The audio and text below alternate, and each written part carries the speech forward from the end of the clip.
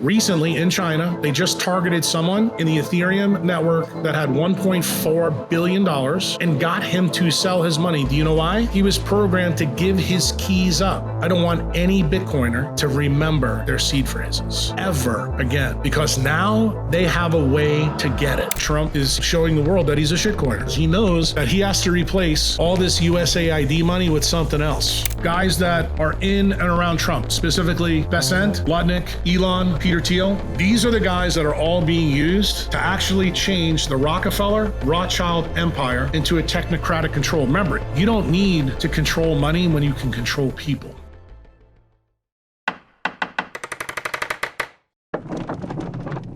It's one of the biggest problems of running a show is you do like a little pre-record conversation and it gets so fascinating that I let you go on and we record 10 minutes of a podcast and I have to stop and say, let's hit record. That just happened with Dr. Jack Kruse. Welcome to the show. It's been a long time coming.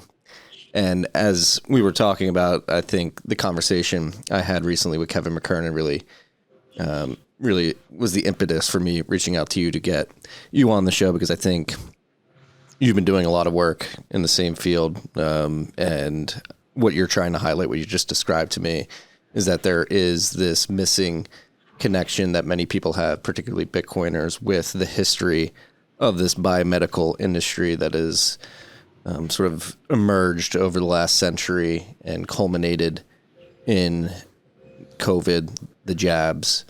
And I think everything that you just described really revolves around this SV40, this breaking of the gut barrier and people being misled. You were mentioning Bobby Kennedy not really understanding the true gravity of the situation till you had a conversation with him and Rick Rubin a couple of years ago. Yeah, I mean, the story really started for me about 2 years ago. You know, when my nurse, someone reached out to my nurse, and it was Rick's people, said, look, we want to do something with Jack. We want to get him and Andrew Huberman together. And Rick really wanted me to teach Andrew the things that he was missing. And I, you know, as Rick said in that podcast, I didn't reach back out to him for 6 weeks. I didn't want to talk about it. And the reason I didn't want to talk about it is because I knew, talking to a guy that's affiliated with the Stanford Research Institute, potentially it puts a target on my back. The reason why? SRI is a big player in DARPA, and I have been targeted by DARPA for a long time because of the things that I know. And most of those things are around how electromagnetic pollution affects us, okay? That's a big part of what decentralized medicine is all about. So I was reluctant to do it. And I told Chantel at that time, I said, look, if I do this, we potentially could be opening up Pandora's box where many of the things that will come out are against the paradigm that's present. And it may not be the appropriate time for this to come out. And what she did, she convinced me that what we had just gone through in COVID was the perfect time, you know, to open Pandora's box because of, you know, all the things that happened with COVID, the lack of trust with doctors, the lack of trust with, you know, Fauci, gain of function, Barrick, the whole shebang. And that podcast, when you saw Huberman act the way he did, and then how he's acted for the last 2 years after it, that he's pretty much ghosted me after I gave him total access to the stuff that he needed to know. So then Rick said, okay, we're going to take it up another level. We're going to do a podcast with Bobby. And this is where Kevin comes into the story. Kevin McKernan, probably, I'd say 6 months to 8 months before that, you know, magically winds up with some vaccine vials. You know, they were spent, expired Pfizer vials. And he put them in the freezer in his company in Massachusetts. And eventually, through some of his own work that he was doing in the cannabis industry, he needed a molecular tool. He didn't have one available. He said, I got these Pfizer vials. Let me go use that. He pulls it up, does some sequencing to get what he needs, and then he notices, boy, this is weird. There's an SV40 promoter in here. So he does what any good scientist would do. He talks to the people at his place, and then he just decides to alert people on the internet. So he goes on Twitter, and you know that Kevin's part of not only what I would call medical Twitter, but he's also part of Bitcoin Twitter because he's a Bitcoiner. So this comes on there, and you know how we all are. We follow, people that we follow. And Kevin was one of the people that I followed because I thought he was a good actor. And he got into a big fight on Twitter with a guy named Philip Buchholz. And Philip Buchholz is a guy that I would tell you is a foot soldier, or was a foot soldier at that time, for the Faucis, the Barracks, the Bidens, the Trumps, meaning he was a paradigm scientist, very wise molecular biologist from the University of South Carolina. And he was very much a believer in the jab, the mRNA platform. He got sick and tired of listening to Kevin on Twitter. So what did he do? He decided to do the same test Kevin did on the Pfizer. And guess what he wound up doing? He wound up proving Kevin correct. And the reason why this had huge weight is because here's a guy that wanted to stick his dirty socks in Kevin's mouth to shut him up, and he winds up proving Kevin correct. Now, both of these guys have their work now repeated by multiple labs, okay? Just so you know, and I think you already know this because you and Kevin did a good job on your podcast, Kevin's article on this whole story is still in preprint. It's not been approved yet for peer-reviewed literature. Marty, you know, Bitcoiners, we always say, don't trust, verify. This should be a huge red flag for just about everybody because they're basically keeping the story under wraps. And I thought by going back to Rick and having Bobby Kennedy's voice on this would be important. Why? Because I think all of us, maybe I'm making a bad assumption about Bitcoiners, all of my people read Bobby Kennedy's book about Fauci, and it did an exceptional job of talking about Fort Detrick all the way to 2023. What it didn't do a good job of is talking Fort Detrick backward. And for those of you who are Bitcoiners that don't know about this story, I unleashed that story on the Danny Jones podcast in December of 2024. So this is at the end of this 2-year thing where I really let it all hang out. I tell everybody the entire story, but it turned out I told Bobby that day with Rick that the SV40 was in the COVID jabs. So what did that effectively do to the world? I just basically explained that DARPA, the DOD, the gain of function research is a span of 75 years.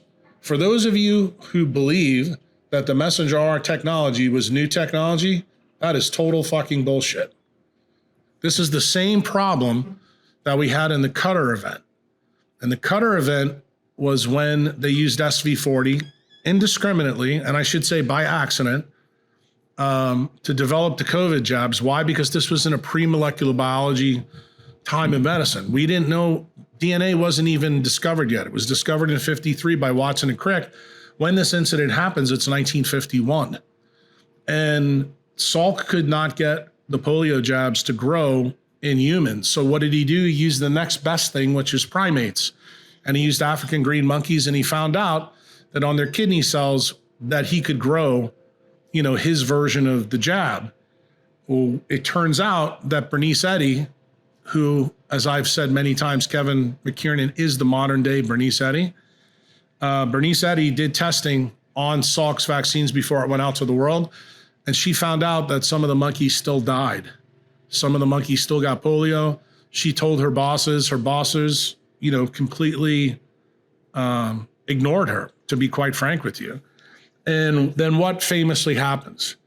A guy named Dr. Alton Oshner, who runs his own hospital in New Orleans, Louisiana, it's on Jefferson Highway, brings his granddaughter and grandchild into the medical amphitheater, and he injects both of them with the Qatar Salk vaccine.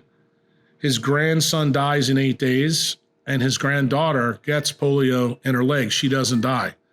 This is, front page news in the Times-Picayune in New Orleans. It even shows up in the New York Times. To this very day, you can search it for yourself to see it's true. Bernice Eddy goes on to not only finding that the virus is still alive and it's not a good situation. She's the one, not Morris Hillman of Merck, which is what Big Pharma wants you to believe. She's the one that finds that SV40 and polyoma viruses are actually in there. And for those of you who don't know what SV stands for, it stands for simian virus. And this was the 40th one, but that means there was a whole bunch of others that were in there. And the government makes a decision to send this out to 350 million people at that time. Basically, what happens is the United States government seeds the world's blood supply, just about everything with this pathogen. What happens when you look at it now from 2023, you see from the time of the Qatar event to right about where COVID inflects, there's a 50-year history of this huge cancer spike. The reason why this story became very big is because Alton Ochsner was known in my world, in the medical world, as the anti-cancer doctor. In fact, he was the first head of the National Cancer Institute. Nixon actually appointed him to that. And when Nixon took over in 71, remember the war on cancer coincided with them opening up China and him going to visit Brezhnev in Russia. What's up, freaks? Do you have a credit card? Are you getting cash back or airline points or points for some other service? Guess what? Those are shitcoins. You want to be stacking Bitcoin. And I have some groundbreaking news for you. The team at Fold has finally released the Bitcoin Rewards credit card. They have a wait list. They're going to be distributing the cards later this year. So you want to get on the wait list. Fold Plus members are going to get unlimited 2% Bitcoin back on this credit card. If you get on the wait list, they're up to $200,000 in prizes they're going to be given out. So get on it as quickly as possible. Go to tftc.io/fold and get on the wait list there. If you're on the wait list, you have the potential to win some of the prizes.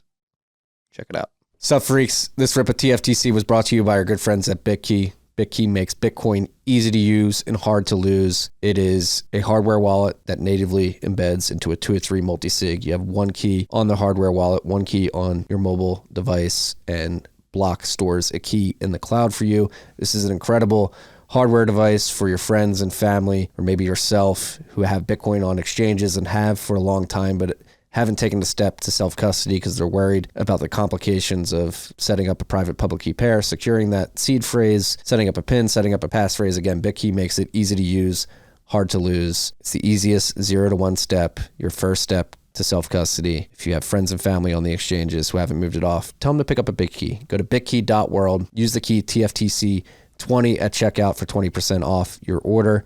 That's bitkey.world, code TFTC20.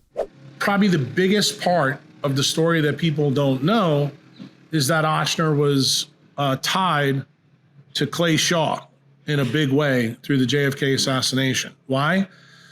After Ochsner hires 2 doctors, these would be like 2 doctors that the way you should think about them, y'all all know the story of Oppenheimer. You know the story of Einstein. You know the story of how he built the bomb in about 9 to 12 months. Through Operation Paperclip, bringing all the scientists over here to build it in the desert. The same thing happens with Ochsner and SV40. He hires the smartest lady at the time. Her name is Dr. Sarah Stewart from the University of Chicago. She actually trained at the same place where Enrico Fermi is, where they're actually doing stuff on the Manhattan Project. She's an expert in viral causes of cancer, okay? She's been relatively lost to history. The second lady hasn't been lost to history. She's the one that's probably the most interesting part of this story and how it ties eventually to Kevin and Buchholz. Mary Sherman is an orthopedic surgeon who trained with Enrico Fermi. She's an expert in radiation. In fact, her chops at the University of Chicago are around a disease that's pretty rare. It's called osteosarcoma. It's a tumor of the bone.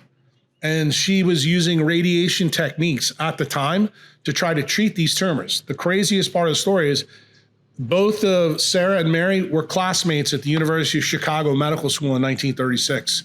So that's where this link comes in. And Sarah is kind of like, I would tell you, she was kind of like me. She was actually the first person that ever linked viral infection to cancer causation. Prior to that, everybody thought she was crazy, but who didn't think she was crazy? The forerunners, Marty, of what would eventually become DARPA, okay? And that's OSS and ONI, and she was in that operation with Mary. So what happens? Oshner hires both of them after this event where he kills his grandson, and their modus operandi, Oshner goes from being an FBI liaison for J. Edgar Hoover to a CIA asset. Some very prominent politicians that you probably have heard of, one specific, Hale Boggs, who was part of the Warren Commission. He was also part of the congressional delegation, along with UEP Long's son, who was the senator of Louisiana at the time, to appropriate a lot of money, clandestine, covertly, to buy a linear accelerator and place it at the U.S. Public Health Hospital on Henry Clay Boulevard in New Orleans. Magically, Sarah Stewart gets reassigned by the military to the U.S. Public Health Hospital at the same time, and Mary Sherman is hired by Alton Oshner to work in the Department of Orthopedics at his new hospital on Jefferson Highway. What happens then? The first clandestine weapons lab forms in New Orleans. It has multiple different places. It's not one place. You'll hear from other people that know parts of the story, kind of like Whitney Webb, Godwin, I would tell you Judith Very Baker. Judith probably has the best information on the biologic side. But this is the side that Whitney and Mark don't really know a goddamn thing about how it fits this whole story. Who works these labs? Judith is the lab tech. She's a young student from Florida who is fascinated by Sarah Stewart's work. She wins a high school project about cancer in mice. She gets evaluated by the people that Oshner has out there. He brings her in and says, we'll put you in a Tulane medical school. If you decide to come and work in our lab, you're going to be working under Mary Sherman. The two guys who are what I would call the lab runners or lab techs of this clandestine lab, Lee Harvey Oswald and David Ferry. So for any of you who think this is total bullshit, I can tell you, you don't know this maybe about me, but I worked at LSU. I was a resident there in neurosurgery from the 80s into the 90s. And magically one day I happened to go down into the basement of Oshner because I spent 2 years of my residency there. And I saw this nuclear weapon-like looking thing laying down and that we use for targeting for brain tumors. And it just dawned on me to say to the biophysicist that was there, how in the hell does a small little community hospital have $100 million piece of equipment? I said, we have trouble getting equipment for spine surgery here. How do we get this? And he said to me, he goes, well, this is above my pay grade. He goes, you probably need to go talk, to some other people. So I went to talk to my mentor in neurosurgery, and he just chuckled at me. He goes, you don't know this story, do you? So he sits down and tells me bits and pieces. And then I decide to go back and talk to the principals. 6 months prior to me going to Oshner, I had a nurse that worked with me in the emergency room at Charity Hospital. Her name was Virginia Garrison. You could probably guess whose daughter she was, Jim's. And she sat me down one day when we went out drinking to a place called St. Charles Tavern. And as she got more loopy, I got more truth. And she just warned me. She goes, I know you're at Oshner now. She goes, but you need to be really careful with these people because the truth be told is that family was involved with Clay Shaw with the JFK assassination. The craziest part of the story, Marty, first year of my residency, guess who's filming JFK in the basement of Charity Hospital? Oliver Stone. So the girl that you contacted today to set this podcast up, Chantel, she runs into Oliver Stone and gets a Wendy's smoothie spilled all over her. True story. So you can fact check this.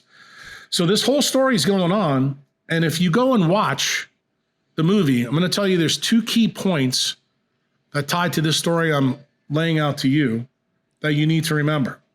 There's two scenes where Oliver Stone shows mice and rats, but doesn't talk about them at all. Okay? It's there, but doesn't talk about them.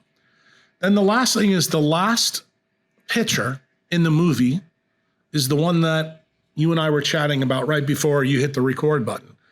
Richard Helms, the head of the CIA, admitted in 1979 that Clay Shaw was in fact a CIA asset. Just so you know, the federal government, specifically the FBI, and at this time now DARPA, did everything they could to make sure that that linkage was never made for Garrison, because the government was very concerned that Garrison was going to pull Dr. Oshner into this story. Most people in New Orleans probably would have a huge problem if Oshner is on trial or being brought. Why? Because he's looked at as, you know, one of the most successful doctors in the history of New Orleans. He was actually king of Mardi Gras, believe it or not, at one time. And the other, you know, real big problem is that he employed a lot of people in the city of Nashville. So it would be really hard to link him to this story and get a fair trial, you know, in New Orleans. But I'm going to tell you, to this day, I think this was Garrison's biggest mistake. If he would have put Oshner on trial, then we would have found out exactly how Mary Sherman was killed. She was killed 6 months after JFK was killed. And magically, she was found in her house.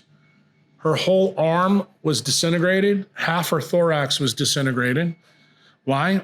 Because someone, I'll let you guess who that someone is, took the grounding cables off the Linac. She's the one that had to go back and make the concoction that they were eventually going to give to Jack Ruby. Why? Because after JFK was killed, Oswald was killed by Ruby. Judith Ferry Baker ran back to Florida because she was scared shitless. And David Ferry was absolutely, he was on the run, okay? Where did this story plop in? Right here to me and Rick Rubin on the podcast. I knew that Bobby Kennedy would not listen to me about the SV40 story until I told him a key thing that no one would ever know. So what did I drop on that podcast? If you go back and watch it and see Bobby's face when I said it, I said, Bobby, you remember the day that David Ferry got killed and Jim Garrison was at the death scene? I said, you know that he found Sarah Stewart's, part of Sarah Stewart's viral thesis in David Ferry's apartment, right? I said, didn't you answer the phone? Garrison was looking to talk to your father, but wasn't it you that answered the phone? And he looked at me and he's like, how the fuck did you know that? So I was trying to signal to him, because the next thing I told him was the story of Kevin McKernan. I wanted him to know that SV40 spanned 75 years. The bioweapons lab that we're talking about was in New Orleans at the U.S. Public Health Hospital, on Magazine Street, and in St. Charles Avenue. It had 3 locations. Sarah Stewart was the one that was running the one on Magazine Street. Judith Ferry Baker was the one that was on St. Charles Avenue with Lee Harvey Oswald and Ferry. And then the U.S. Public Health Hospital is the other. So why didn't Philip Buchholz or Kevin McKernan understand functionally this whole story about SV40 and the COVID jabs? Pretty simple, Marty. It's a clandestine operation. It was never put in the literature, ever. In fact, if you go back and look at the NIH website, everybody from 1951 to 1959, this story is whitewashed. It's pulled off. So I would tell you, this is probably the primordial version of AI. They censored all the information so you can do it. So you know who was the person that let the cat out of the bag? 1955 New York Academy of Science meeting. Bernice Eddy gets up and at the end of her talk casually drops, oh, and by the way, all the polio jabs are filled with SV40. And dude, her career literally is over that day. They even took her phone away, okay? She's the first doctor that's effectively canceled by the industrial military complex.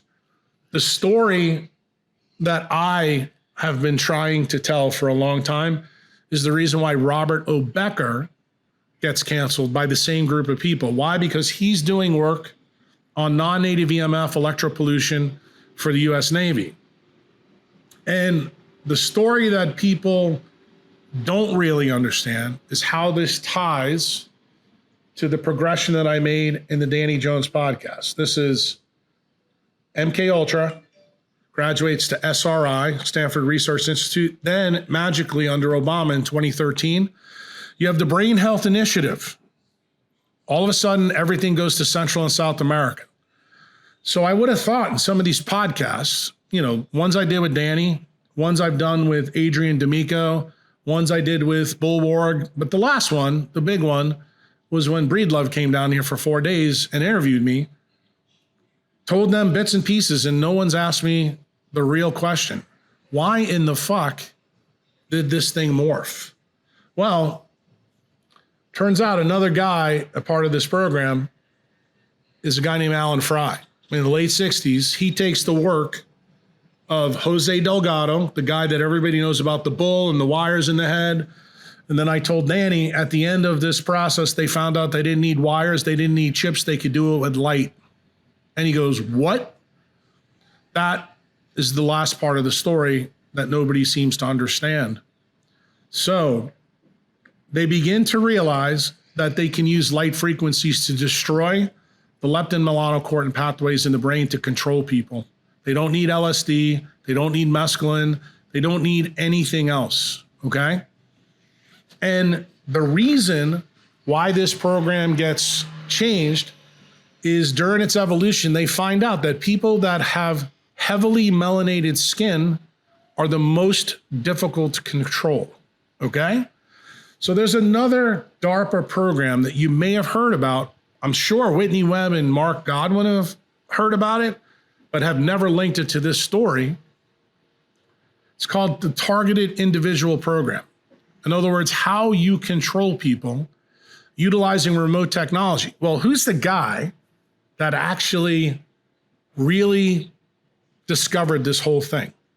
Alan Fry. Alan Fry is looked at a good guy in my world. Why? He's the first guy that showed that when you zap a brain with any type of electromagnetic radiation, it opens the blood-brain barrier. So you can take bad shit and get it in.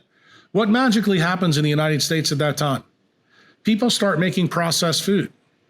What also magically happens? Drugs start to come on market, and they have a lot of fillers and preservatives in them. Guess what all those fillers and preservatives and all the fake processed shit was really about? It was about figuring out how to get toxins from your gut into your brain so that you could electromagnetically target them. That is actually what happens between MK Ultra into SRI. What do they find out in SRI? Where does the program stall? 2008, 2009, 2010, 2011. That's magically when Obama says we're going to get rid of incandescent bulbs, we're going to go to LEDs. What do they find out? Because LED bulbs remove UV and red light, have a huge blue spike. It turns out the blue spike can actually be used to control people through the dopamine pathway. How does that work? You go back and listen carefully to what I said to Danny, and he clearly didn't get it, even though he's done podcasts with people that told him this in the past. Dopamine, or I should say melanin, breaks down into dopamine. If you open the blood-brain barrier, dopamine floods the brain and it causes brain damage. Anybody who's a healthcare practitioner, I guarantee you when Kevin listens to this, he'll understand it, knows that when we use dopamine in an ICU setting, we have to be extremely careful with it, when we're trying to elevate their blood pressure, because a low dose, a medium dose, or a high dose can kill you. When people are in the ICU, they're around electromagnetic devices. This is the reason why. Because we're flooding their brain with dopamine, we're flooding their brain with serotonin. There's even something called the serotonin syndrome that y'all can look up and fact check Uncle Jack. This is the key things that Alan Fry finds out for DARPA. And then what does DARPA originally do? Not only are they using directed energy weapons to try to control this, They are now checking this at scale in the United States. So what two things happen at the end of Obama's term that you guys may remember that's tied to this story? There is two things that happen. The first thing is a young African-American attorney who went to Florida State named Myron May goes into the Florida State Library with a gun, shoots the library up, doesn't shoot anybody else. And what does he do? He sends 10 people a package with the story of what I'm telling you right now. And he says, I know they're targeting me, but I don't know why. How did this all start? It's a very interesting story when you delve into it. He's comes from a poor background, had no medical problems.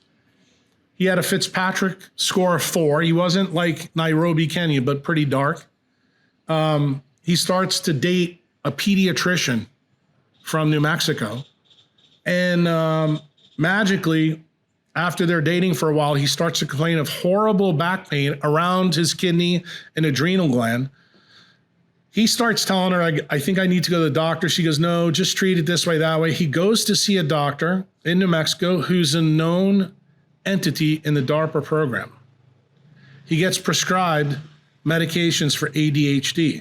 The pediatrician goes, why in the hell would they put you on something like this? What happens from there? He goes back to Florida. His behavior becomes more bizarre. He's telling people that he hears voices in his head.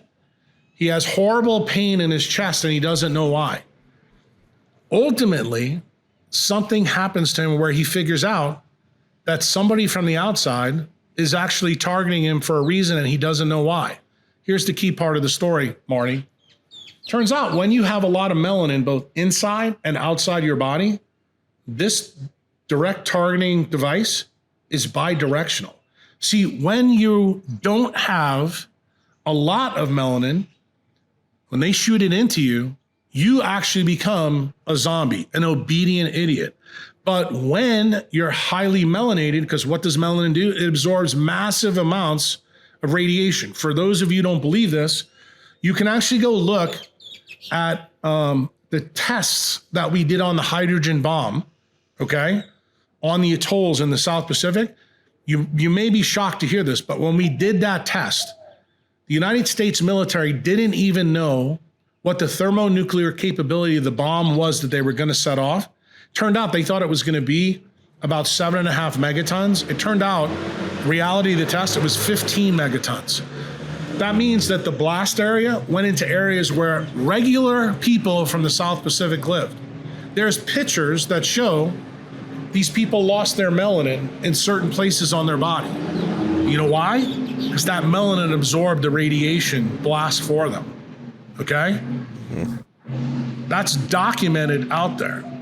So the government begins to realize that if they're going to use these devices as a weapon of war, that they've got to test it at scale on different folks. Turned out all the stuff that you hear about the TI people that are out there, these are people that are the randomized controlled clinical trial of DARPA on their own people before this weapon is ready for prime time. Just so you know, Marty, you may be asking, well, the Russians had the same technology as us. Why don't we see the same program there? Well, the Russians try to warn us. And this is where Becker's research comes in. Do you know, and you can look this up, there used to be something called the woodpecker frequency that emitted from Ukraine that went all the way around the globe at a specific latitude. This was an EMF device that the Russians put out to warn the United States that if you guys don't change what you're doing in terms of adopting electromagnetic radiation through cell technology, you're going to create a huge problem for people. And then when the United States military didn't listen to them, what did Russia do? This is where the Moscow embassy event happens. Remember, you probably heard as a young man about Havana syndrome, where all these guys in Cuba got zapped, right? You probably don't remember learning anything about what happened in the Moscow embassy. The Russians took a pulse microwave device and pointed it at the US embassy in Moscow from 1967 all the way to 1973. In that time frame, they had more diagnosis of tinnitus Meniere syndrome, voices, mental illness, but here's the big one. We had 3 straight ambassadors develop blood cancers. Okay? Turns out in 1973, Henry Kissinger, Secretary of State, has to give hazard pay to anybody who was in the embassy at that time. Do you know how they solved the problem? You want to know where the idea of tinfoil hats came from, my friend? They put tinfoil all up in the U.S. Embassy when they found out what the Russians were doing. And what did the Russians tell them? We're trying to warn you that what you're about to do is going to be a big problem. 1973, Marty, guess what else happens in 1973?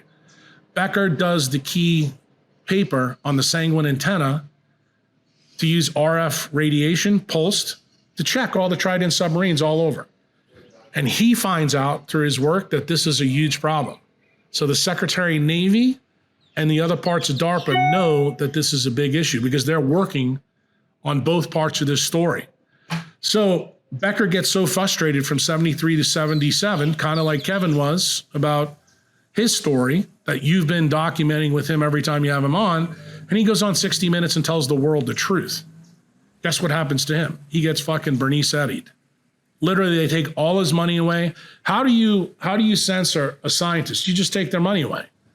And basically, a guy that's twice nominated for the Nobel Prize for his work in tissue regeneration, utilizing bioelectricity, gets zapped. Why? Also, the government continue this DARPA program that then gets morphed in 2008, first to get rid of incandescents and then to put LEDs, then it gets even more nefarious. Obama says we need to figure out how to get brown people more controlled. So they pick Central and South America. Why? They've got a good mix of Fitzpatrick's 2s, 3s, and 4s. They go down there and they start to perfect the targeting. What are they using to deliver the targets? They're using processed food. They're using jabs. They're using geoengineering. Things fall from the sky. And you may be saying, well, how does this really work, Jack? Like, what's the mechanism that's tied to it? This is where you don't get any of the Whitney Webb, Mark Godwin people understanding. When you open someone's brain blood barrier and you open up their gut barrier, that means that big toxins, higher atomic mass than a hydrogen proton, goes into places that it's not supposed to be. So, Marty, you're a smart guy. I think you know that Intel and AMD, when they make semiconductors, they have clean rooms, right? They don't want anything in there. Turns out your brain works on the same mechanism. How do we know that? Guess what Becker's work was on? He's the one that proves that our body works by semiconduction. They already took his research out. So what did the government do? They take high atomic mass elements and deliver them in ways that you can't imagine. How does this work, Marty? You have places in your body called the circumventricular organs. And remember, I'm a Bitcoiner, but what's my day job? I'm a brain surgeon. So I know a little bit something about the brain. The circumventricular organs sit around your hypothalamus and your thalamus. These are areas where you never have a blood-brain barrier. These become the target of DARPA. They start to deliver these things. Do you want to know why geoengineering really is a problem? Not only does it block the sun, but when this shit falls down in the ground, those elements wind up going through places where you don't have a blood-brain barrier. And if they can convince you to use those earphones that Apple sells, then they can really get you because it lets tons of stuff in. So all the keto snacks that all the food gurus want to sell you has nothing to do with the food. It has to do with all the shit that they put in there that's manufactured that has a higher atomic weight than should. What's the issue with drugs? Everybody knows the story about Columbine and every other school shooter, but you've never put it together. It's not the SSRI drug, it's the fillers and preservatives in it that are a problem. Here comes the big one, Marty. This is something Kevin didn't find out, but I'm going to tell you. We find out that every jab, not just the Pfizer one, every single one out there, including the one that was used in China, has 51 to 55 elements that are not supposed to be in there. You want to find out the really interesting part? All jabs have 100% chromium in them. Do you know why they pick chromium? It has a +6 oxidation state. What does that mean? negative to positive 3. That means it's a much more tunable atom when it interacts with electromagnetic radiation. Want to hear something even crazier? Chromium isn't found in every single drug that Big Pharma makes. Did you know that? I did not. Right. So it gets better. You remember Aaron Brockovich? Remember the story about PG&E? What was the element that caused cancer in the people out there around their power lines in that place? Hexavalent chromium. Isn't that interesting, huh, Marty? So you got the story of these high atomic elements with non-native EMF, and it's always associated with these unusual diseases that humans are getting. This is the collateral effects of the bioweapons program. But it turns out, what DARPA finds out, is that the people that have the darkest skin are difficult to control. So why did I have to be careful with Huberman? Did you know that Huberman's father was a condensed matter physicist at Stanford? You know what that means? He studies things like melanin. I was concerned that Huberman's father was part of this program, and that's the reason I really didn't want to go and talk to him. You know what else Huberman is famous for studying? Cephalopods. You know what cephalopods use to get away? Ink. You know what the ink is made out of? Melanin. I didn't know if Huberman knew more than I thought he did. I found out that he's a fucking idiot, okay? So that was a good thing, but he never put 2 and 2 together. Sup, freaks? Bitcoin is the ultimate scarce asset. Join Bitcoin macro expert Nick Bhatia at a live online event on March 17th for death, taxes, and 21 million. Learn how to shield your wealth, leverage tax-advantaged accounts, and secure your Bitcoin for future generations. Your financial advisor, accountant, or attorney might not be up to speed on Bitcoin, so invite them to join too. Register now at unchained.com/TFTC. That's unchained.com/TFTC. March 17th. Be there. Basically what happens is they go down to Central and South America and they figured out the mix that they can use to control people. Do you remember the last year under Biden that Mayorkas and Biden opened the borders and that people were being bused to certain places? Those were the people that were heavily melanated that they put in places so they could control them. And how would they do that? Through altering frequencies on LED bulbs and the cell towers that were around them. Guess who else was eventually part of this program that Whitney Webb and Mark Godwin haven't figured out yet? That's where Elon Musk comes in. Elon Musk will be the useful idiot 10 years from now. Why? Because everything will go from a terrestrial ground-based level to above your head. Why? They're going to do the same thing that Delgado did in the 60s. Figure out how to do it utilizing HARP arrays. They're going to figure out how to do it using satellites through targeting, okay? This is the reason why you see people like Callie and Casey Means in the Maha movement. Casey and Callie are tied to making sure that Bobby can't act. In other words, you've heard how Saylor uses the term ossification. Well, Callie and Casey are ossification on this other side so that Bobby never gets to this story. They're going to let Bobby fix the food. They're going to let Bobby fix this, fix that. But they have figured out in Central and South America that all they need is the messenger RNA platform to continue to deliver these things in. And these papers out there, Marty, they're out there that show you the jabs have these atoms in them. When you ask yourself the question, you listen to the functional medicine guys, why is it that the vaccine schedule is given to children? Well, what's the other protection system that we found in MK Ultra, that we found in SRI, and that we found in Brain Health Initiative? Myelin, not melanin, myelin, the outside electrical insulator of the brain, doesn't show up in people till they're 25 years old. So if you wanted to create billions of useful idiots to control, wouldn't it be smart for you to get your technology in them before their brain was myelinated or their skins or interiors were melanated? So this is the reason why from 1986 to right now, we went from 6 vaccines to 72. Because the more of that you get in, it's like having an A team, a double A team, or a triple A team. Got it? Yep. That's what's going on. So to give you some more juice for this, before Myron May did his little maneuver at Florida State, do you remember the guy that went into the Navy yards in Virginia and Baltimore? Do you remember the key thing that is very hard for people to find now? He had 3 letters carved into the rifle that he used to kill the people. ELF. You know what ELF stands for? Extreme low frequency radiation. That's exactly what they're using. And it turns out the Fry effect that most of you can go study, this is pulsed microwaves. That's what they used in Cuba. But it turns out that you can use pulsed RF. That's what they were testing in the people in the United States. And it turns out RF is much more difficult with people that have melanin. Did you know that that Navy shooter was also an African American? Now, he killed 13 people, but he killed the people that he thought were targeting him.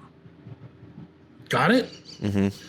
They have now, for the last 10 years, think they have a handle on how now to target these people. So now they're bringing people that have brown and black skin into the United States, into places where they think militarily they will need it. And when they need them, they'll turn it on. Let's get back to Elon Musk. Go look at any post from Elon Musk and Neuralink. You know what he says? You know what's on Twitter? Hey, we took this guy that's paralyzed and we put our device in him and now we can make him walk. Isn't that great? So that's the utopian side of the technocrat. But you know what? You know why they're doing that? They always start with the paraplegics. That's how they sell. No, but do you know why? You can laugh, but I don't want you to laugh because I'm not laughing. Do you know why they picked them? No. Because people that are paralyzed have an open blood-brain barrier. People that have neurologic damage have an open blood-brain barrier. So guess what? They're the ideal people to treat. Do you think Elon Musk knows this? No, I don't think he does. But I think they do. In fact, Elon Musk just came out in the last 3 months and said non-native EMF has no effect. That's how I know he's the useful idiot. If anybody should know that it has an effect, it's Elon Musk. He's a fucking engineer. But guess what? He doesn't know anything about Becker's work either. Why? Just like Bernice Eddy, it was whitewashed. That's the reason why Kevin McKernan didn't know anything about it, why Philip Buchholz didn't know anything about it. So what am I telling you right now? Why'd I go to Prague, Bitcoin Prague, to warn all you motherfuckers that have Bitcoin that they're going to do the same thing to you. And if you think I'm lying to you, Marty, you can do your homework on this one. Recently in China, they just targeted someone in the Ethereum network that had $1.4 billion and got him to sell his money. Do you know why? He was programmed to give his keys up. So here's why I really want to talk to Marty Bent. I don't want any Bitcoiner to remember their seed phrases ever again, because now they have a way to get it. Got it? That's my message. That is really my take-home message for guys like you, because guess what? They killed Satoshi. Okay? They know they can't control it.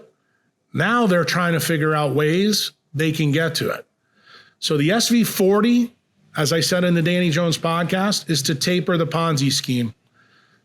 It's to kill a lot of people that are due money. When I told Kevin that, he was stunned. Kevin gets where I'm going with all of this, but this part of the story that nobody has really asked me about, like, how do all these things fit? Why are they all there? I decided Marty Bent was the right place to drop the nuclear weapon. Why? You're a Bitcoiner.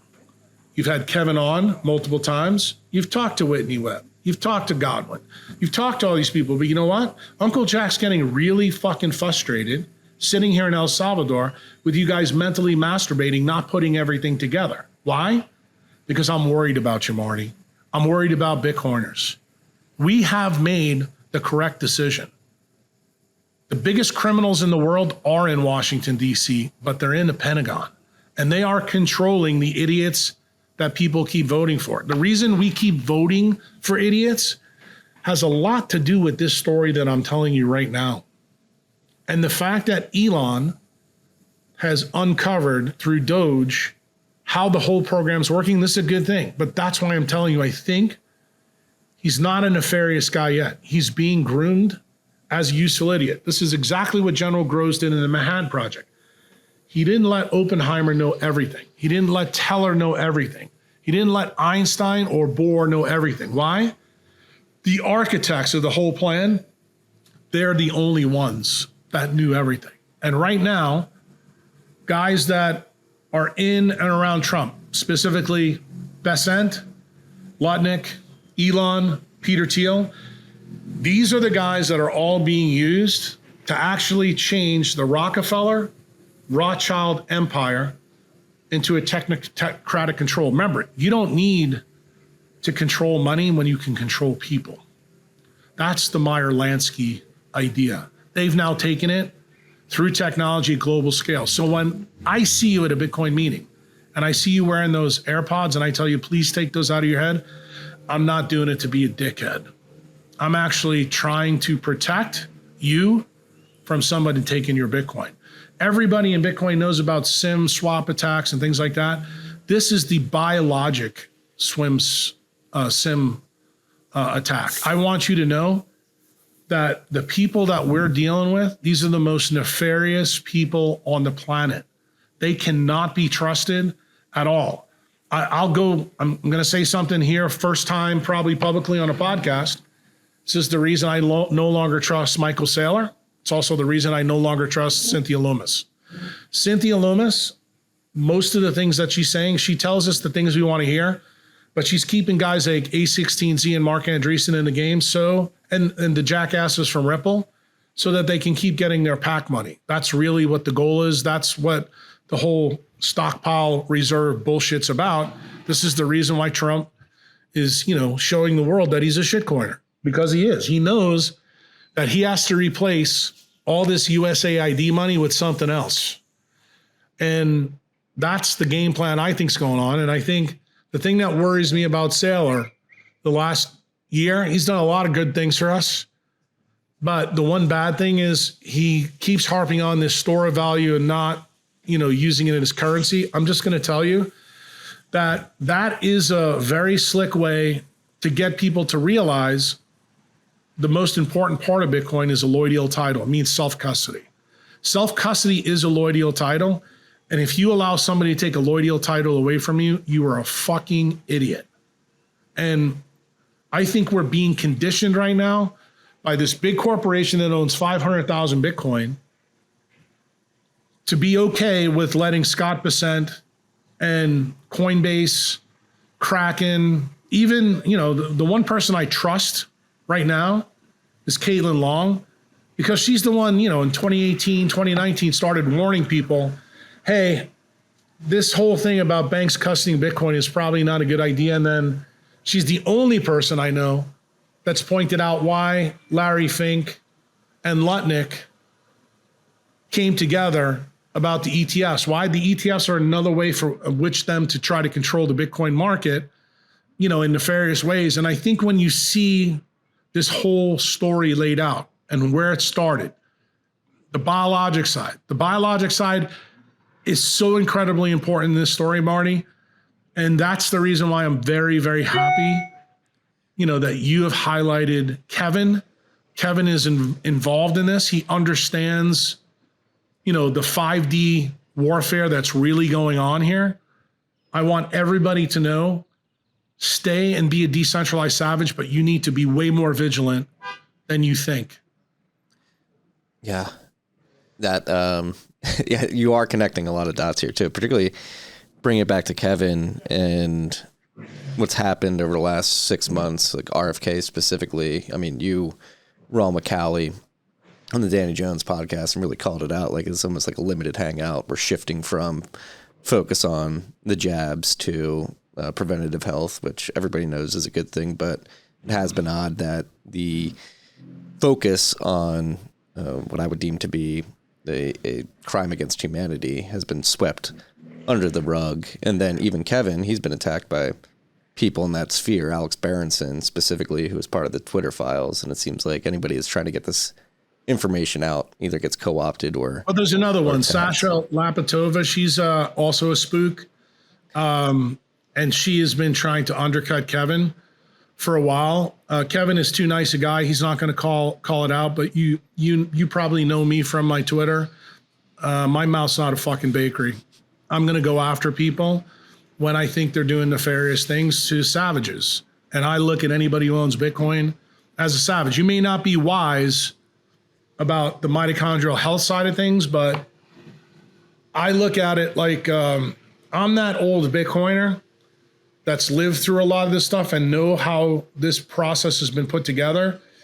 I can tell you that I was brought into Bitcoin by somebody who's being harmed by this DARPA system that knew a lot more than you think he knows, and sold it to somebody who now is the modern day Lee Harvey Oswald. I want people to know really what's going on, because I've just made a lot of predictions to you, Marty.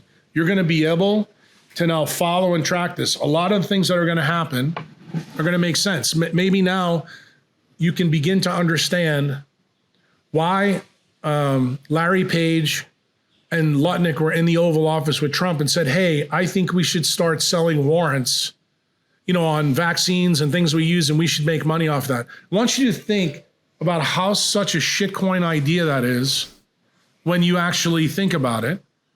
And, just so you know, I made sure I told people in Bitcoin Clubhouse, specifically American HODL, and one of the guys working on, Lummis's bill, Zach Shapiro. I said, I'm just telling you, fucking Lutnick is absolutely someone you need to avoid. He is a huge problem. And when Trump moved him from Treasury to Commerce, I was like, okay, still a problem. And then when he brings Brissett in, I'm like, dude, this guy's chops. He's a Fabian. He's tied to Alan Dulles. He's tied to the World Economic Forum. I like some of the stuff he's talking about with tariffs and things like that, and going back to a time, before the Federal Reserve Act. But remember what I told you, Marty. What's the real game plan? The game plan here is we're going to destroy the Rothschild Rockefeller control system, and we're going to install the technocrats. But I want to make sure you know who the technocrats are. It's DARPA, okay? Peter Thiel works for DARPA. Donald Trump works for DARPA. J.D. Vance is DARPA, okay? That's who's running this game. And the more we use technology, the worse it is. The only, I'll give you another one. The Solariport chick. She's always talking shit about Bitcoin. She doesn't understand that Bitcoin is not like all the other cryptos, okay? Bitcoin is the only out for this system. Even if we have technocratic control, because it's fully decentralized, you can get out, but you have to self-custody. You cannot allow your Bitcoin to be in someone else's hands. I can't stress this enough, that the message that has just started to ooze from Saylor's mouth for the last year is a problem. And maybe now some of you who know Dorsey's a good friend of mine, why he showed that video on Twitter with Michael becoming an XRP coin. Now you understand why. We are warning you, this is the same idea that Big Pharma does with you. When you go to the pediatrician and you're sick, you expect the pediatrician to write you a prescription. We have made that the norm in centralized medicine. And I believe what's happening from the people on the inside of Bitcoin is they are trying to make the norm that you're okay calling up the guys from Unchained Capital, say, fuck it, let me just put my money with Fidelity or Schwab. I don't want you to do that. I'm telling you, it's a huge risk. And you don't realize the risk because you don't realize that DARPA now has the ability to get your seed phrases. And many people, I guarantee you, Marty, when you release this, they're going to hear this and go, this Jack Kruse is crazy. He's this and that. Go search the guy in Ethereum that just gave up $1.4 billion and posted. He signed a message, yeah. You got it. He posted that he did it. I'm going to tell you even something crazier. I probably shouldn't say this, but I'm going to. I'm going to make another prediction for the Marty Bent podcast. Within 2 or 3 years, you will find out that someone in the Ethereum Foundation is supporting with huge amounts of money someone in the messenger RNA platform, supporting their research. Mark my words. They're not your friends either. Yeah. The narrative's pretty, it's funny that we're talking about self-custody, and I think the narrative of Bitcoin is digital real estate, it's digital property, it doesn't compete with the dollar, has been completely misguided. I was on stage last week sticking up for Bitcoin as a medium exchange currency that you should self-custody. I'm going to record with Parker Lewis either later today or tomorrow on his most recent paper, but I too agree. Do me a favor. When you talk to Parker, before you hit the record button, ask Parker about the last meeting that him and I had face-to-face. Ask him specifically about it and why I'm asking you to ask. I think you'll be very interested because it probably will start some interesting discussions between you and Parker on that podcast. Yeah. I might even wait till he might be right outside right now. I might ask him. There you go. That's beautiful. Yeah. It does feel like we're at this inflection point where, at least in the Bitcoin space, it seems like Bitcoin has been identified as a threat and people are being placed to sort of co-opt and control the threat. And I guess my question to you is, in your mind, what is, the best outcome besides people really internalizing that they need to self-custody and not give up their keys? Like, what does an ultimate win in this battle look like against these people trying to force us into this panopticon? I think the number one thing, the way I look at it, and I'm going to take the biologic lens. There was a time in Earth's history after we evolved that the human population got down to 70 to 100,000 for a variety of different reasons. From that 70 to 100,000, we now turned into 8 billion. I look at the Bitcoin community as that 70 to 100,000. It doesn't mean the rest of people are going to die. They're just going to be the economic slaves. Okay. They're going to be the people that Klaus Schwab and DARPA are trying to create. And what I'm saying is that if we all stick together and watch each other's backs, I look at this, Marty, you have eyes, Parker has eyes, Dorsey has eyes. You are expert at seeing things that Uncle Jack doesn't see. But I happen to be expert at seeing things that you guys don't see.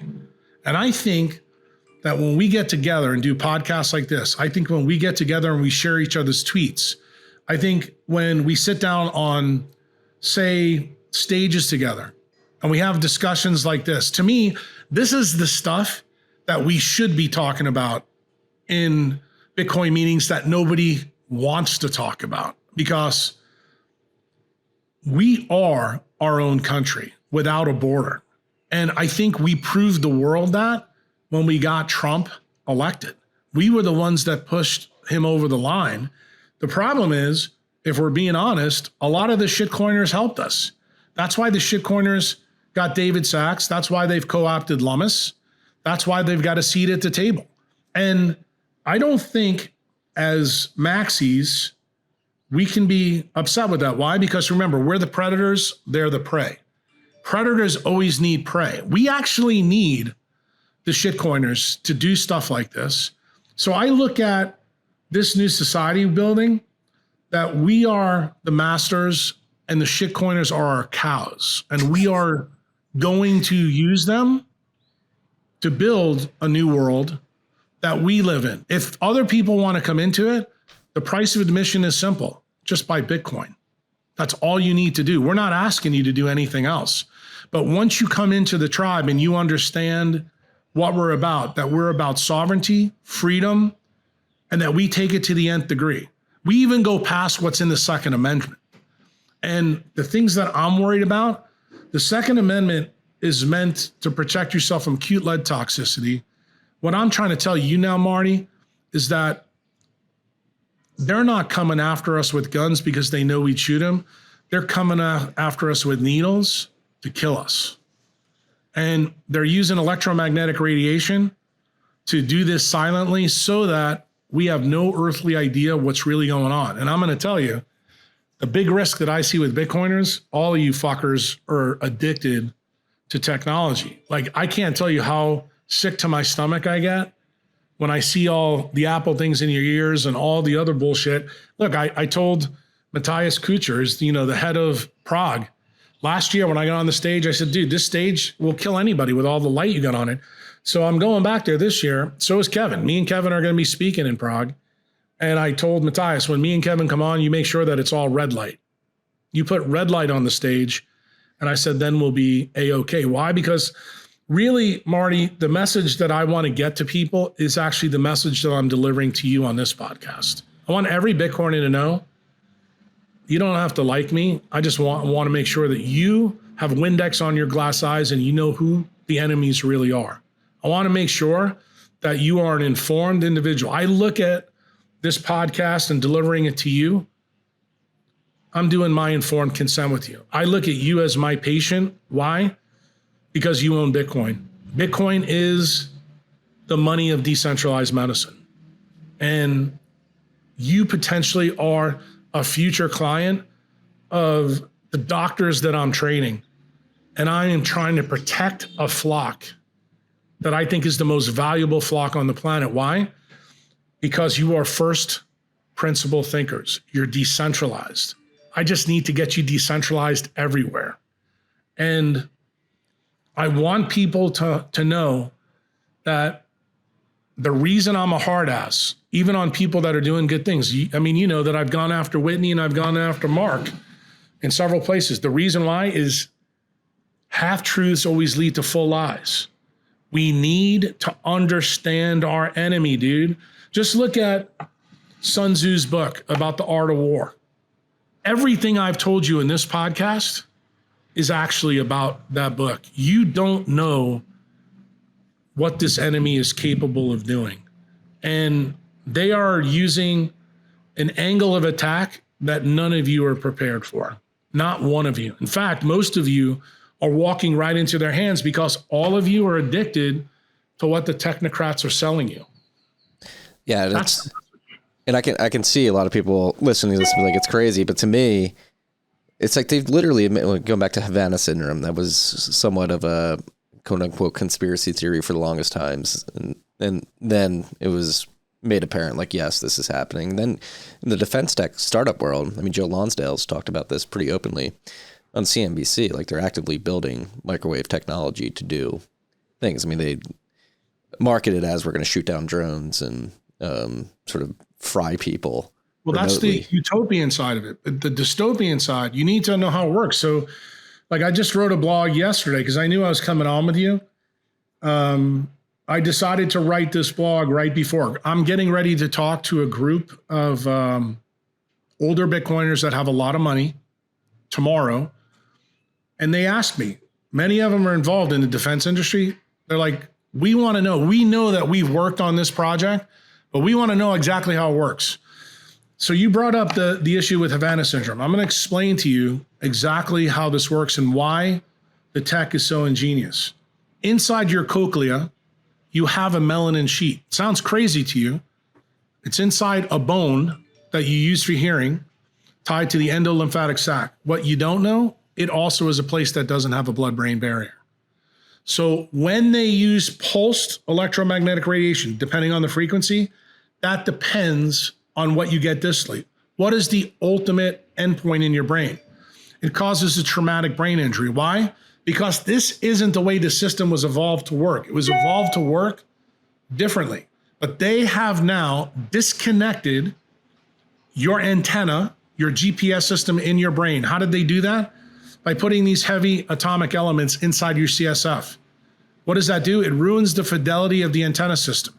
If you think that this is crazy, just so you understand, your thalamus in the center of your brain is known as where all the five senses come in. Your thalamus is actually what allows you to connect to the sun and the earth to create biologic rhythms. You've heard of those, called the circadian rhythms. Do you know what the emission of the thalamus is? 7.83 hertz. You know what that is? That's the Schumann resonance of the earth. Where does that come from, Marty? That's when the solar wind hits our ionosphere, you make an aurora, electricity comes down in lightning. The ionosphere that we live in on this tectonic surface is like the inside of a guitar. Every time electricity hits the planet, it creates a waveform. That waveform is 7.83 hertz. Your brain, every living thing, let me be clear about this. Every living thing on the planet emits this alpha wave. What did MK Ultra, SRI, and the Brain Health Initiative teach DARPA? That if you disconnect people from that signal, you can take over the controls of the brain. So what did they do then? Once they take that away, then they start using directed energy weapons to target different senses in you.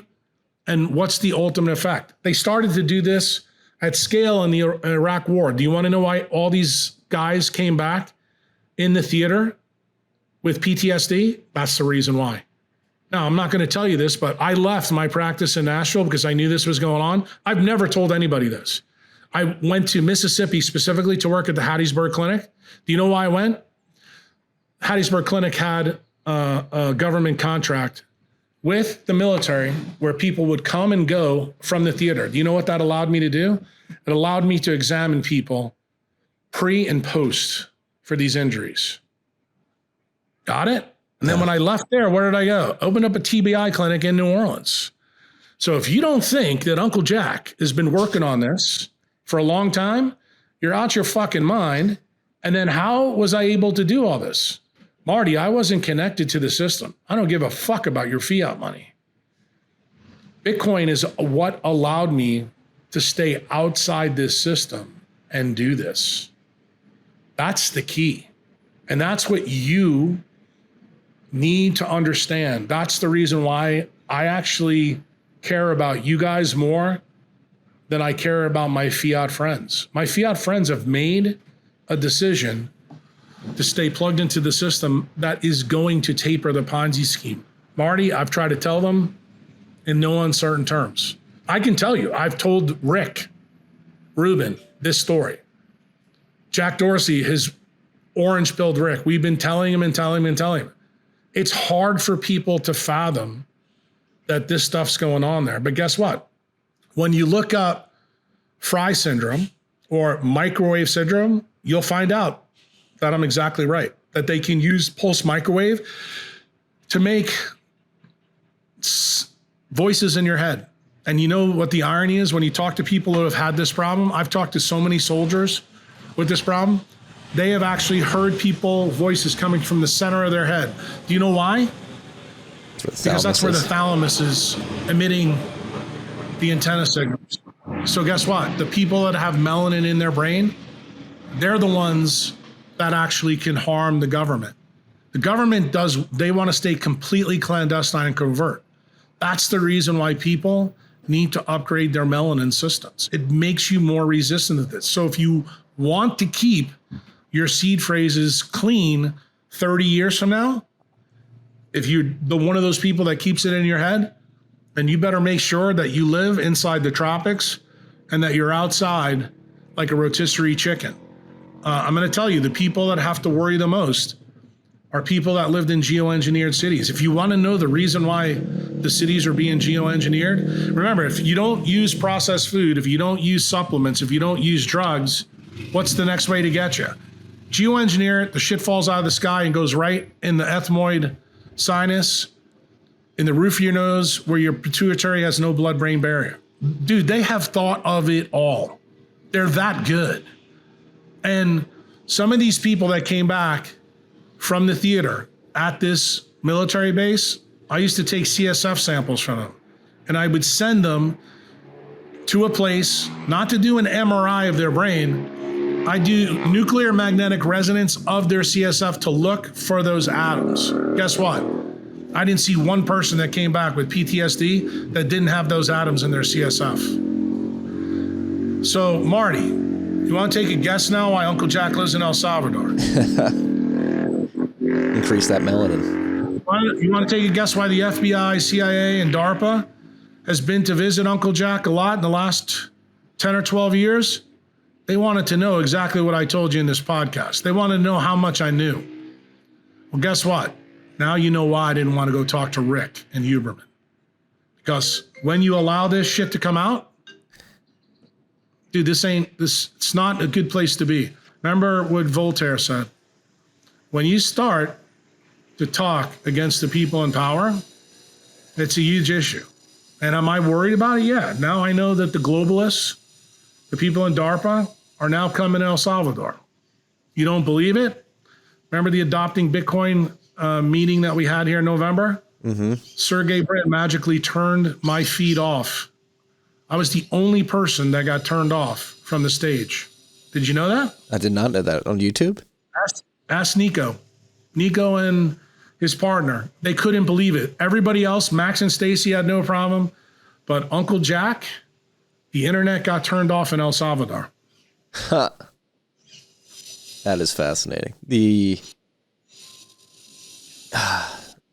Because I've seen this too. Like Cody Wilson from Defense Distributed, he's described it the same way, where he was 24, naive. The Voltaire quote really made me think of it.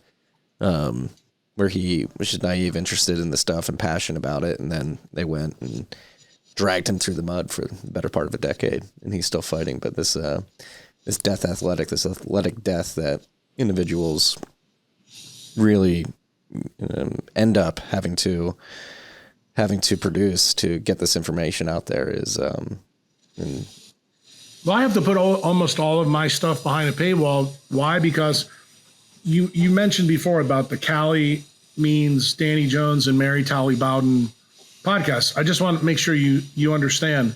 I think Mary is one of those people that Bitcoiners are going to hire. But remember what happened to her. She's still plugged into the fiat side. She doesn't understand Bitcoin yet.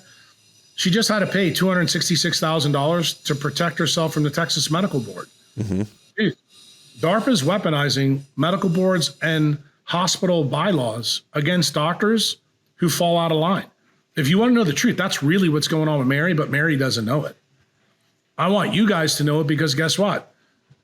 Mary is going to be a good guy. She's trying to help you guys avoid the problems. As much as I hate a guy like Peter McCormick, because I don't like him at all. I think he's a real problem. Peter took a couple of jabs so he could go all over the world and talk. Peter needs Mary Talley Bowden more than you can know. She's trying to make ivermectin over the counter everywhere in the world.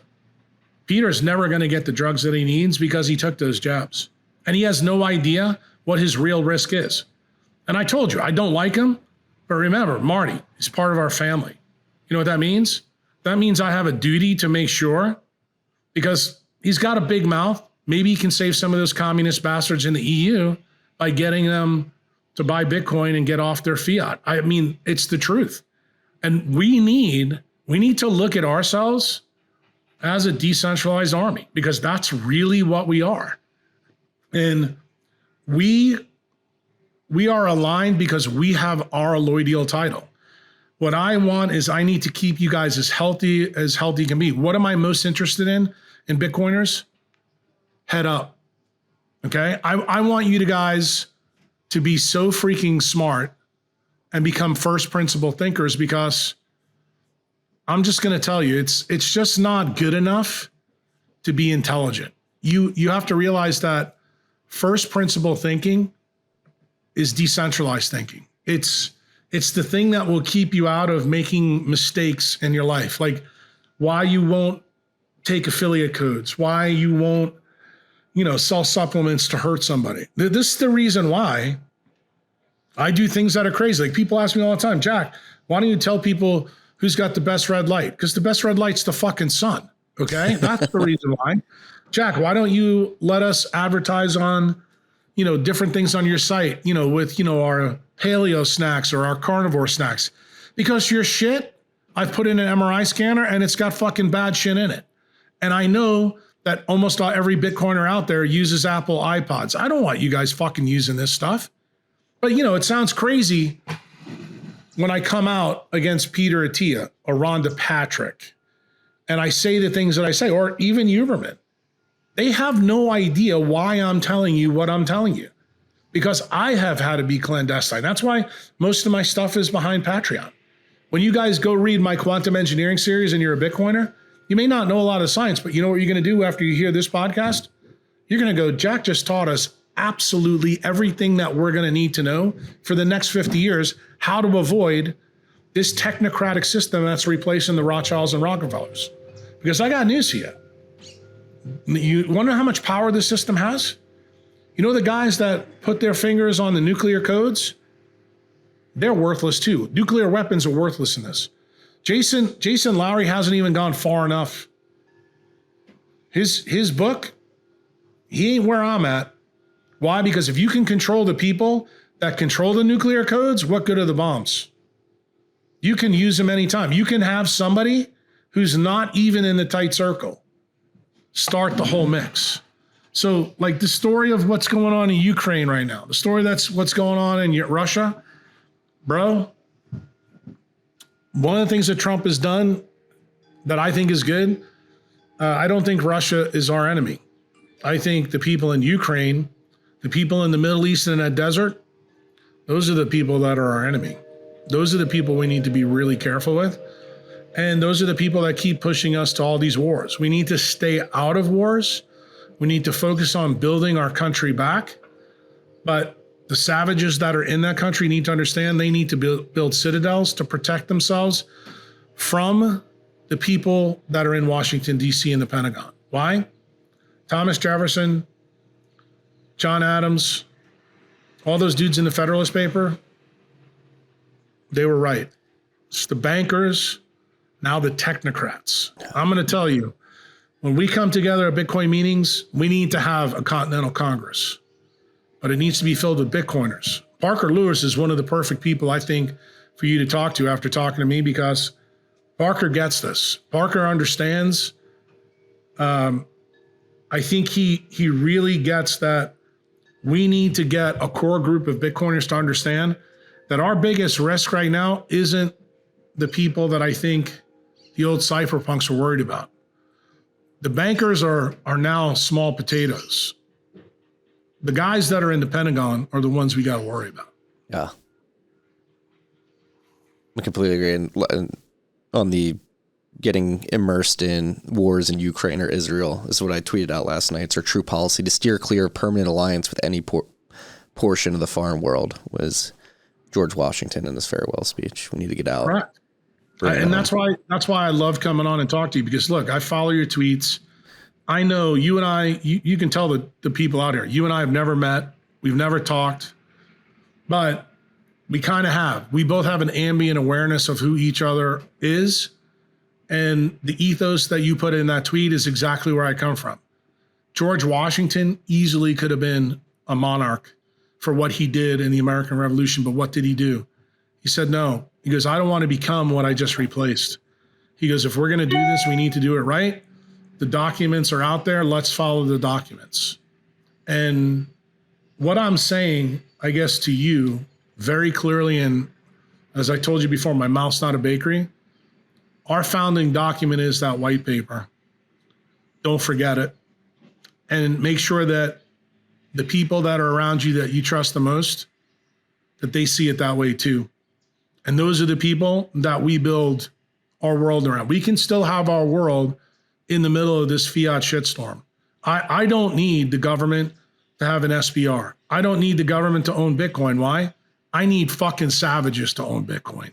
And I need savages to know that they have to perform supreme self-custody. I mean, you ask Parker Lewis, I've probably sent him more people than you can imagine. In Nashville, one of his guys came up to me and said, Jack, we'd like to do something for you, off the cuff. You know what I told him? I said, fuck that. I'm not interested. You take care of these savages. That's all I want you to do. These are our people. These are the people that we're going to build this world around. And dude, I believe that. Like, it's part of my DNA. It's part of the reason that I've said publicly that Kevin McKernan, he doesn't need a Nobel Prize, because the Nobel Prize isn't good enough for him. He needs a decentralized Nobel Prize. We in Bitcoin need to come up with a prize for people like Kevin. Maybe we all chip in and it's 1 Bitcoin a year that we give to somebody who represents what we want.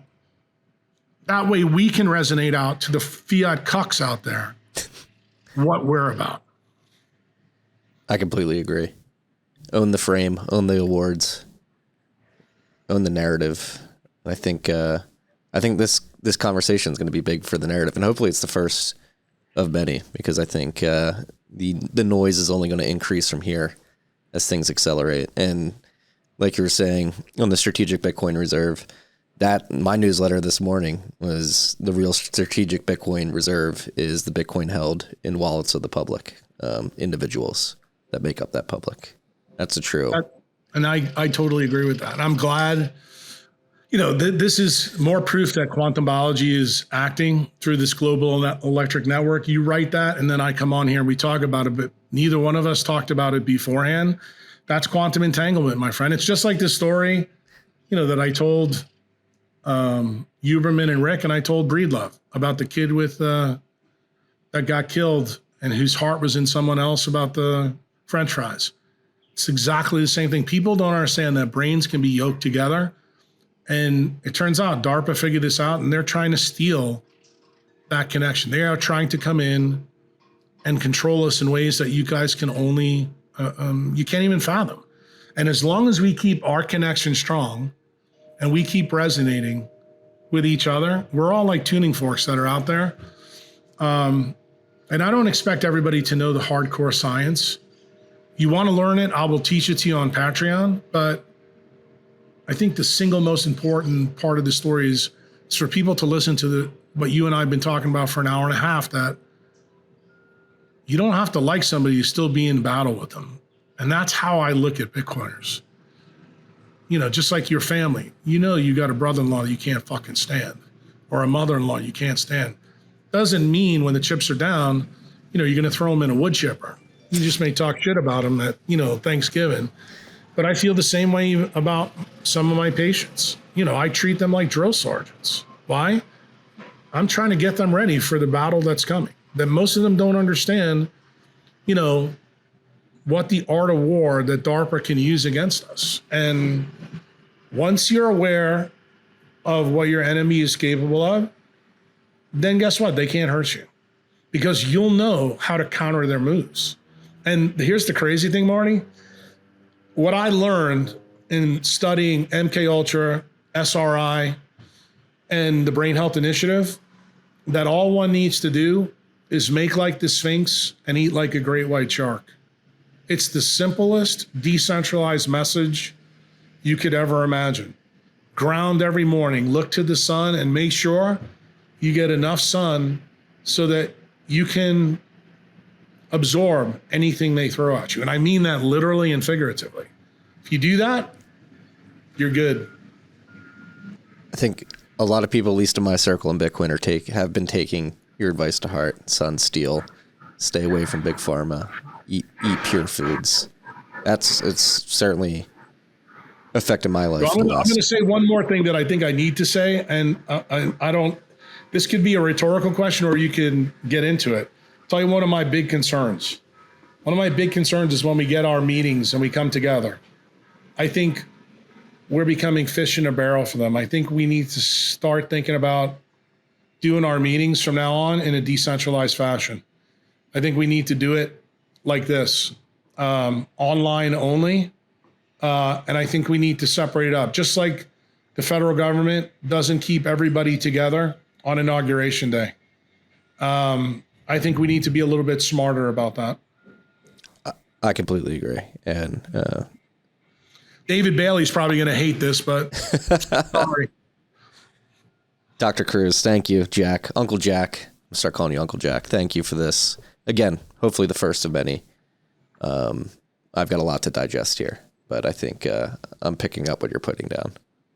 Good. I'm glad to hear it. Yeah.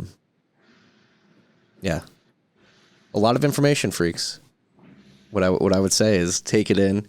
Don't be openly skeptical. And no, I want you to be skeptical. I want you to be a Bitcoiner, but just remember, for the new Bitcoiners that maybe haven't heard me before, maybe the first time they're hearing from me is because it's your audience.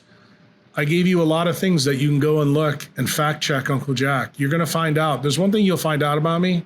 I do my homework. I do it a lot better than you think. And when I connect the dots for you, and trust me, have I delivered this message to the highest levels of government? Yes, I have. Do I trust any politician? No, I do not. Now I'm watching that I've injected the chaos into them to see what they do. We'll see how it goes. Yeah. But right now, I don't trust any of them. Yeah. Correct phrase. Be skeptical, but also have an open mind. Dr. Jack Kruse, thank you so much. No problem. Anytime, Mario. It's a pleasure. My pleasure. Peace and love, freaks. Thank you.